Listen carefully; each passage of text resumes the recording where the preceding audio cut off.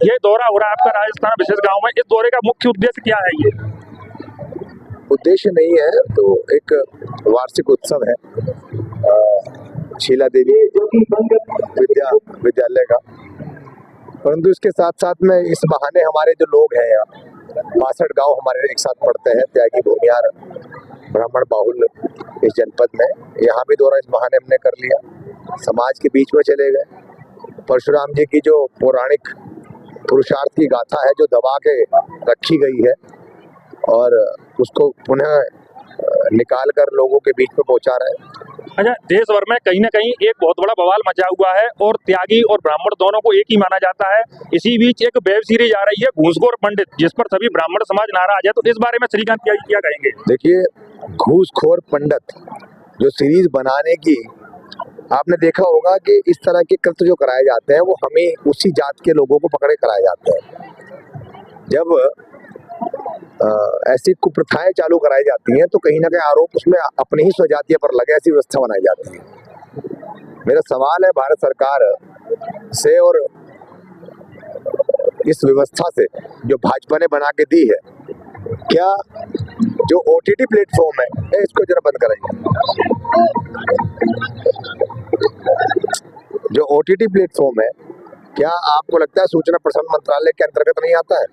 जब वो आता है तो ये वहां पर किस अनुमति के तहत इसको पास कर दिया गया? तो कहीं ना कहीं ये UGC से ध्यान भटकाने का और जो ब्राह्मणों पर जो अत्याचार पूरे प्रदेश में और देश में हो रहा है उससे हमें भटकाने का एक षड्यंत्र है।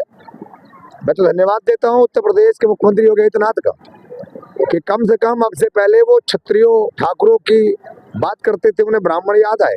योगी जी ने तो अपने बयान में भी कहा था उन्होंने पहल करते हुए एक मुकदमा लिखवाया इस वेब सीरीज वालों के खिलाफ, इसके जो टीम है उसके विरुद्ध लिखवाया है। हम कहते हैं पूरे देश में मुकदमे क्यों नहीं होने चाहिए इन लोगों के खिलाफ? 19 राज्यों में बीजेपी की सरकार है, 19 राज्यों के अंदर मुकदमे होने चाहिए, और ऐसा कुकृत करने वाले लोगों को जाति सूचक शब्द बनाकर पूरी जात को, पूरे समाज को गाली देने वाले लोगों को, इनको हमेशा के लिए इनको प्रतिबंध कर देना चाहिए। इन लोगों से काम छीन लेने चाहिए। ये वे लोग हैं जो समय समय पर अपने जेब भरने के लिए और सरकार के एजेंडों पर किसी जात विशेष को बदनाम करते हैं, और कहीं ना कहीं सरकार की मंशा भी है कि ब्राह्मण समाज के लोग ऐसी कुकृत्य में उलझकर जो अपने हक अधिकारों की बात सरकार से करने की बजाय इन दो कौड़ी के अभिनेताओं से करने लगे। ये सरकार बताएगी कि OTT पर ये वेब सीरीज किस माध्यम से आई। ये सरकार बताएगी। मैं तो धन्यवाद देता हूँ राजस्थान के मुख्यमंत्री जी को, कम से कम 29 अप्रैल जो हमारा ऐतिहासिक दिन है, जो अक्षय तृतीया के साथ साथ में परशुराम जी के जन्मोत्सव है, यहाँ उसके अवकाश है। देखिए, हम दुर्भाग्य है हमारा उत्तर प्रदेश में पैदा हुए, हमारे उत्तर प्रदेश में परशुराम जी की जयंती पर अवकाश नहीं मिलता हम लोगों को। और क्यों नहीं मिलता है? ये इन सब षड्यंत्रों जुड़ा हुआ है। एक तरफ आप घूसखोर पंडित पर FIR दर्ज कराते हैं, और दूसरी तरफ आप सनातन और न्याय के संस्थापक, गरीब, कमजोर, असहाय, मजदूर, कामगार और सुरक्षा के प्रतीक चिन्ह माने जाने वाले, उनके हितों की लड़ाई लड़ने जाने वाले परशुराम जी के जन्म उत्सव पर अवकाश को निरस्त कर देते हैं। तो कहीं ना कहीं ये जो दो मुही चाल है भाजपा की, इसमें ब्राह्मणों को फंसाकर उनके वोट लेने की षड्यंत्र रचा जा रहा है।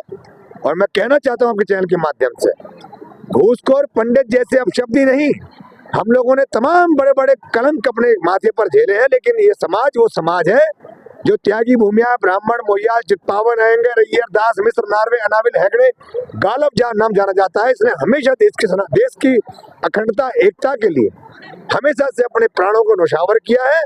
और इस समाज के अंदर पौराणिक काल से लेकर 303 से अगर मैं आपको गिनवाना चालू करूं, जब इस देश के अंदर सबकी तलवारों में जंग लग गया था और सिकंदर जैसा आक्रांता इस देश में आया था, तो एक ब्राह्मण था, राजा पुरुषोत्तम, जो बमनी का बेटा था, जिसने उसको खदेड़ने का काम यहाँ से किया था।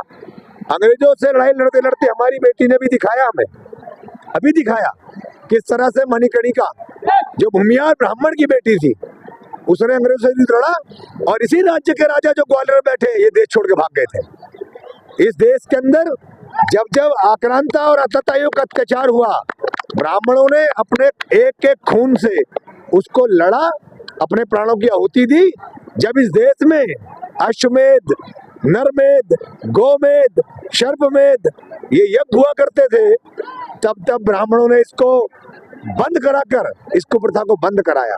सवाल ये नहीं है कि ब्राह्मण को गाली दी जा रही है, सवाल ये है कि ब्राह्मण को गाली देने का माध्यम क्या है। ब्राह्मण को गाली देने का एकमात्र माध्यम है ये भारतीय जनता पार्टी की सरकार, जो पहले जाति से पहले धर्म में लड़ाया हम लोगों को, पहले हिंदू मुसलमान भाइयों को बांटा, और जब वो थक गई और दंगे नहीं करा पा रही है तो अब हम लोगों को जातीय भेदभाव पैदा कर सामाजिक समरसता को तोड़ने का काम कर रही है। तो कहीं यूजीसी लाकर स्वर्णों को दलित से लड़ाने का काम कर रही है, तो कहीं जाति शब्द कहलाकर ब्राह्मणों को बंद करने का काम कर रही है। इस सरकार को बदलना होगा, तभी व्यवस्था नहीं लागू होगा। क्षेत्र के लोगों ने यहाँ पर काफी संख्या में उत्साहित होकर आपके साथ समर्थन में खड़े हुए, तो लोगों क्षेत्र की जनता के लिए क्या कहेंगे? हमारे क्षेत्र की जनता के लिए हम ये कहेंगे कि ये राष्ट्रवादी नवनिर्माण दल का झंडा अपने अपने घरों पर लगा लीजिए, इसका पटका अपने गलों में डाल लीजिए, और राष्ट्रवादी नवनिर्माण दल का कैडर वोट, त्यागी भूमिया ब्राह्मण समाज का जो वोट है, इसको अपने घर में ले आइए।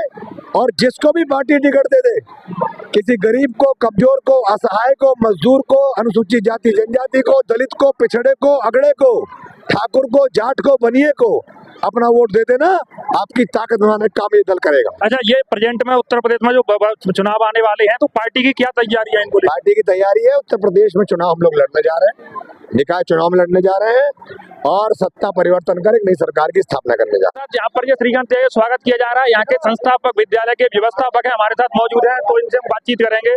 क्या नाम है सर आपका? सुधाकर त्यागी। तो आपने इस वक्त श्रीकांत त्यागी स्वागत के लिए एक प्रोग्राम आयोजित किया था, तो काफी क्षेत्र के लोग यहाँ पर आए और अपना सक्रियता दिखाई, तो इस बारे में क्षेत्रीय जनता के लिए क्या कहेंगे?